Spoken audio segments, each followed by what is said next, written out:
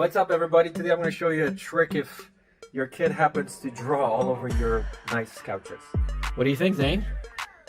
Eyesore. Yeah, yeah, you did that. Stay tuned for the whole video. So these are velvet couches, and yeah, that's a pretty big zigzag. So to fix this, you're going to need two things. Just like a little dab towel and 90% isopropyl alcohol, or just standard alcohol like this that's used to disinfect things. And then you basically just spray it.